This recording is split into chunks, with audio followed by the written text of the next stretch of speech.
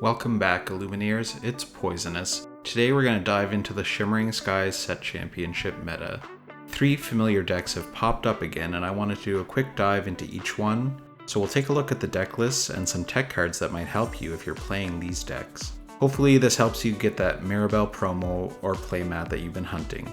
Let me know in the comments how your tournaments went this weekend and what decks you're playing. Alright, let's dive in. Perhaps the strongest deck in the current meta is red-blue. It's heavily represented on Ink decks and at the Disney Lorcana challenge. This deck uses Ramp from Tipo and One Jump, or How Far I'll Go, and Fishbone Quill to ramp into late game removal like Sisu, Be Prepared, and Maleficent Dragon. This deck has an item package that includes Ice Block, Popsicle, Fishbone, and Lucky Dime. Little Sisu or Brawl are important in the early game to remove threats like Flynn or Diablo, and the deck also uses cards like Tala and Flavor Jam to provide lots of card draw. Vision of the Future helps improve the consistency of this deck, allowing you to search for cards when you need an answer. Hideaway is proving to be quite necessary to remove locations, and in the mirror match it's very useful at removing the opposing Lucky Dime. The prevalence of this deck has pushed Steel Song into much lower numbers in the meta and has kind of brought back the rise of Red Purple and now Green Steel Discard. This deck does fairly well into Green Steel Discard already because of the heavy card draw and the ability to search for cards using Vision of the Future, How Far I'll Go, and Grant Matala. So we'll focus more on the matchup against Red Purple, where the heavy use of locations and higher strength characters can be a problem.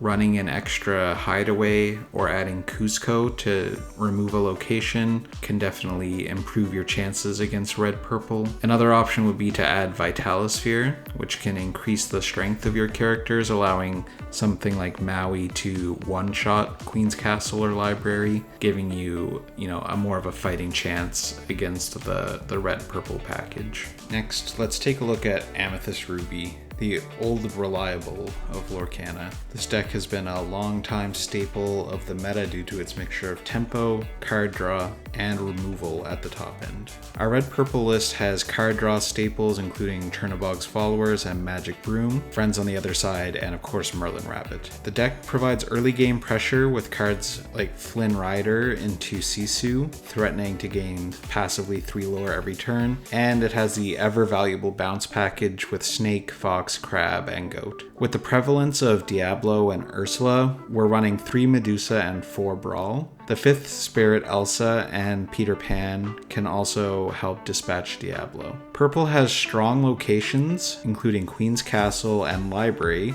which can be very tough to deal with, so pairing them with a revolving door of Lady Tremaine and Be Prepared can sometimes just win a matchup on its own. Some tech cards to consider for this deck are the Library, adding it if you don't have it already, or increasing the amount if you are running it. The additional card draw option that the Library provides can be very useful against discard as they remove your characters, and the location pressure that the Library provides is very good against red-blue. Running Peter Pan Shadow Finder or the new Rush Vanellope can give you an extra way to remove Diablo. The Vanellope is especially good because it can even trade with a Diablo that's at Cove and has its stats buffed to 3/3.